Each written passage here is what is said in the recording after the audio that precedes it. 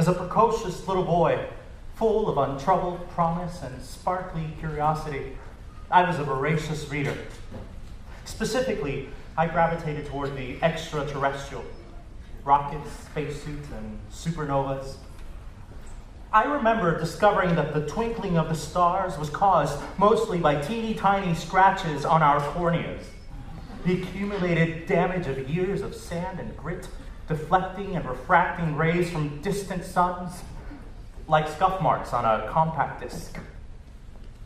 Although I was primarily possessed by an innocent sense of curious bewilderment, as my tender eyes could not yet see the twinkling, I was also taken by a prescient twinge of weariness, as on some fundamental level I knew that my sight could never remain.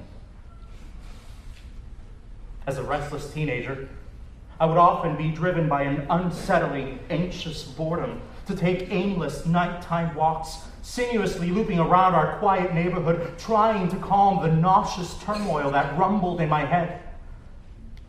One evening, I noticed a path, usually pitch dark, that was that night instead extraordinarily well lit by a full, bright moon. Deciding to seize the opportunity, I ventured deep into an array of alien cul-de-sacs, wandering down clustered rows of shadowy tree-lined townhouses. At the top of a footpath that climbed a steepening hill tucked between two driveways, I made an undoubtedly fortuitous discovery. I spent a moment taking in the serenity of the scene, the gentle pearlescence of falling moonlight, before allowing my brain to truly process the wondrous boon before me. A full playground, shining in the unobstructed brightness of the brilliant night sky. I immediately scrambled halfway up a short plastic slide and laid down. Delicate drops of moisture soaking my shirt and clinging it to my back. It was a brisk autumn night, but I barely noticed.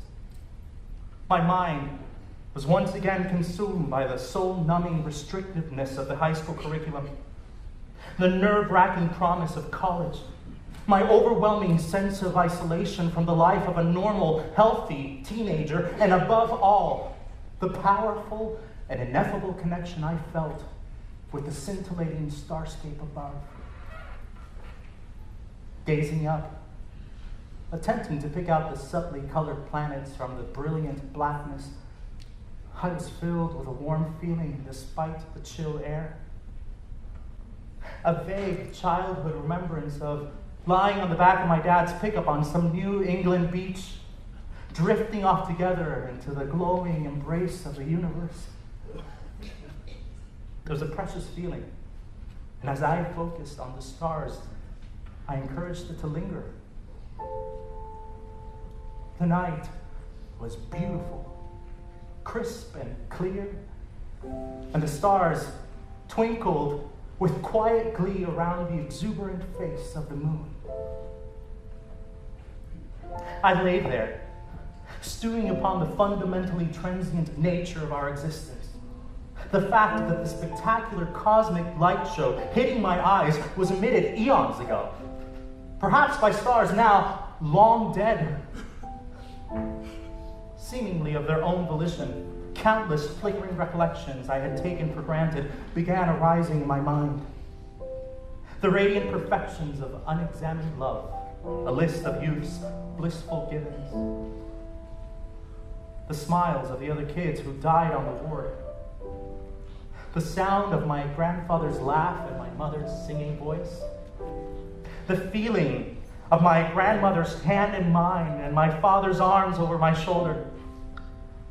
The taste of Thanksgiving dinners and the lips of my young loves. The smells of my family's lost kitchens and closets and pantries.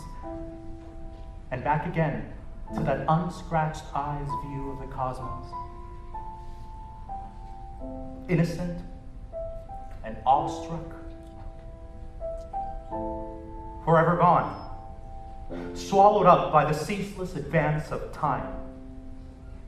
I could sense the return of that prescient sense of despair It had grown along with me, and it threatened to drag me down into that vast hollowness at the bottom of my stomach. A longing for some elusive semblance of permanence. A familiar existential nausea wrought by the inexorable lockstep inertia of time itself. Uncompromising, incomprehensible, and all-encompassing. Propelled by whimsical wisdom younger than my years, I made a beeline for the swings.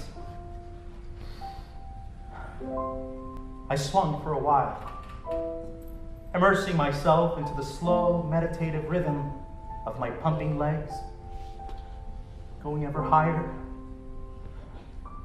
ever faster, ever upwards.